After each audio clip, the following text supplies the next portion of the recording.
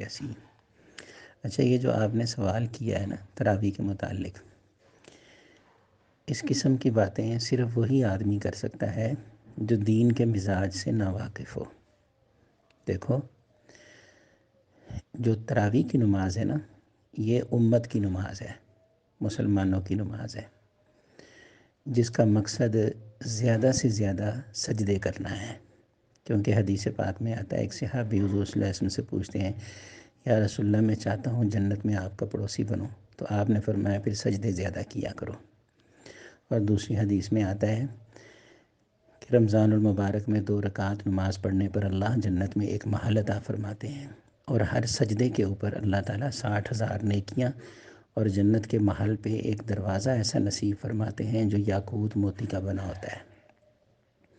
تو چونکہ تراویح امت کی نماز ہے، اس میں مقصد ہے سجدے زیادہ کرنا، تو سجدے اسی وقت زیادہ ہوں گے جب رکعتیں زیادہ ہوں گی۔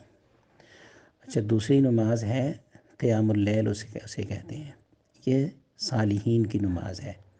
اس نماز کا مقصد ہے زیادہ وقت عبادت میں لگانا۔ یہ قیام اللیل رات کے وقت میں تنہائیوں میں پڑھی جانے والی نماز ہے، اور اس کا مقصد ہے زیادہ وقت عبادت میں لگانا۔ اس میں زیادہ رکعتیں مقصد نہیں ہیں۔ اسی لیے حضرت عثمان غنی، حضرت تمیم داری اور دیگر صحابہ کرام سے منقول ہے کہ کبھی کبھار وہ ایک ایک رکعت میں پوری سورہ بقرہ پڑھا کرتے تھے۔ نبی پاک صلی اللہ علیہ وسلم ایک رکعت میں سورہ بقرہ، سورہ آل عمران، سورہ مائدہ، ان صورتوں کی تلاوت کیا کرتے تھے، کیونکہ اس نماز کا مقصد ہے رکعت لمبی کرنا، زیادہ وقت عبادت میں لگانا۔ اور ایک ہے نماز تہجد کی، جو مقربین کی نماز ہے۔ یہ نماز ہے کہ غفلت کی نیند چھوڑ کر مصلی پر کھڑے ہونا، اور اخلاص اس میں مقصد ہے کہ اللہ کی رضا کے لیے اپنے آرام اور اپنی نیند کو چھوڑ کر انسان مصلی پر کھڑا ہو۔ تو یہ 3 نمازیں مختلف ہیں۔ نماز تراویح، اس میں سجدے زیادہ، اور قیام اللیل، اس میں قیام زیادہ، اور نماز تہجد، اس میں اپنے آپ کو بے آرامی میں مبتلا کر کے اللہ کے سامنے گڑ گڑانا۔ تو ایک امت کی نماز ہے، اور ایک صالحین کی نماز ہے، اور ایک مقربین کی نماز ہے۔ صحابہ کرام نے جب اس چیز کو دیکھا تو حضرت عمر فاروق، حضرت عثمان غنی، حضرت علی المرتضیٰ اور دیگر تمام فقہاء صحابہ نے کہا، چونکہ امت کی نماز کا مقصد سجدے زیادہ کرنا ہے، لہٰذا اس کو 20 رکعت متعین کیا جائے۔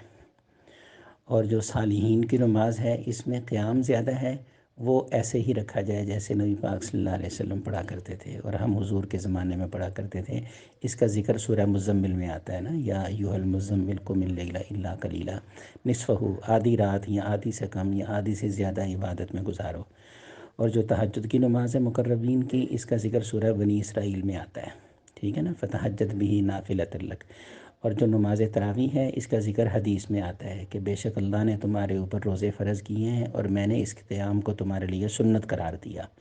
یعنی تراویح سنت ہے، باقی 2 نمازیں نفل ہیں۔ اچھا، جو دینی مزاج سے واقف ہیں وہ اس چیز کو سمجھتے ہیں، اور جو دینی مزاج سے واقف نہیں ہیں وہ امت کے درمیان میں گڑبڑ پیدا کرتے ہیں۔ یعنی تہجد کی جو احادیث ہیں تراویح پہ فٹ کرنے کی کوشش کر رہے ہیں، قیام اللیل کی احادیث تہجد پہ فٹ کرنے کی کوشش کر رہے ہیں، چونکہ ان کو اپنی سمجھ نہیں ہے، اور وہ گڑبڑ پیدا ان کے دماغوں میں خود ہوئی ہے، اس لیے امت میں بھی کرتے ہیں۔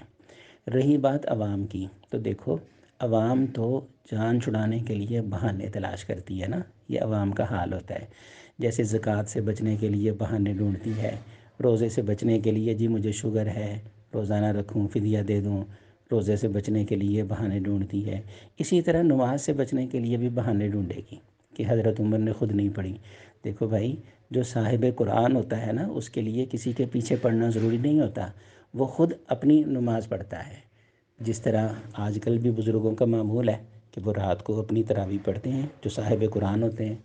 تو اس طرح صحابہ کرام بھی جو صاحب قرآن نہیں ہوا کرتے تھے، وہ قاری کے پیچھے پڑھتے تھے۔ جو خود حافظ قرآن اور صاحب قرآن ہوتے تھے، وہ اپنی پڑھا کرتے تھے تاکہ ان کا قرآن بھی یاد ہو جائے۔ تو چونکہ حضرت علی کا قول ہے کہ جب میں چاہتا ہوں کہ اللہ مجھ سے بات کرے تو میں قرآن پڑھتا ہوں، اور جب میں چاہتا ہوں کہ میں رب سے بات کروں تو میں نماز پڑھتا ہوں۔ تو یہ ان کا مزاج تھا۔ یہ آج کل جو عوام کا مزاج ہے نا، یہ تو جان چھڑانے والا ہے نا، عبادت سے، ریاضت سے، نیکی سے، تو یہ بہانے اور ہیلے ہیں، ان کی پرواہ نہیں کرنی چاہیے، یہ ایک عوام کا مزاج ہے۔ اور جہاں تک یہ مولویوں کی باتیں ہیں، 1400 سال کے بعد ان کی آنکھ کھلی اور انہوں نے گڑبڑ پیدا کرنا شروع کی۔ اصل میں یہ سب وہ لوگ ہیں جو دین کے مزاج سے ناواقف ہیں۔ یہ ایسے ہی ہے جیسے کسی کے ہاتھ میں ایک حدیث آ گئی، اس نے ڈنڈورا پیٹ دیا، باقی تمام حدیثوں سے آنکھ بند کر لی۔ یا کوئی ایک روایت آ گئی، اس نے ڈنڈورا پیٹنا شروع کر دیا، باقی تمام روایتوں سے آنکھ بند کر لی۔ یہ وہ لوگ کرتے ہیں جو ناقص العلم ہوا کرتے ہیں، اور جس کا علم کامل ہو وہ ان سب چیزوں کو سمجھتا ہے۔ باقی رہی بات حضرت عمر فاروق کے زمانے میں اس عمر کی کہ آپ نے 20 تراویح کو جاری کیا، تو دیکھو حدیث پاک میں آتا ہے علیکم بسنتی و سنت الخلفاء الراشدین، جس طرح تم پر لازم ہے کہ تم میری سنت پہ عمل کرو، میرے خلفاء کی سنت پر بھی عمل کرو۔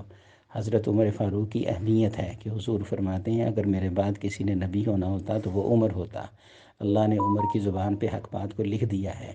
تو اگر آج کا کوئی آدمی، کوئی مولوی، کوئی مفتی حضرت عمر فاروق کے فیصلے سے اختلاف کرتا ہے تو ہمارا یہ جواب ہے کہ دین کو جس طرح حضرت عمر نے سمجھا وہ زیادہ حق ہے، بجائے 1400 سال کے آج کے مولوی اور مفتی کو سمجھنے کے۔ یہ جو سمجھ رہا ہے یہ ایسا بندہ ہے، نہ اس کی آنکھ محفوظ ہے، نہ اس کا کان محفوظ ہے، نہ اس کے ہاتھ محفوظ ہیں گناہ سے، نہ اس کے پاؤں محفوظ ہے۔ اس کو دین کی کیا سمجھ ہے؟ ہاں، وہ عمر فاروق جس کے بارے میں فرشتے بھی ایمان کی گواہی دیں، جس کا ذکر قرآن اور حدیث میں آئے، جس کی تعریف اللہ فرمائے، وہ زیادہ حق رکھتا ہے کہ وہ دین کو سمجھ کر جو فیصلہ کرے ہم اس پہ عمل کریں۔